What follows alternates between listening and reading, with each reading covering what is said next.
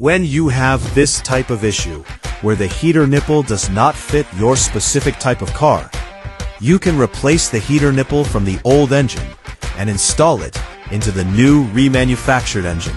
Using locking pliers, grip the heater nipple from the side of the pipe.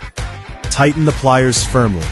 Then use a hammer to tap the top of the pliers until the piece comes out. On the highlighted section of the correct heater nipple that will be installed on the engine, apply Loctite.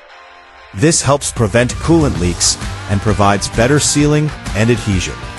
Next, install the heater nipple with the adhesive applied.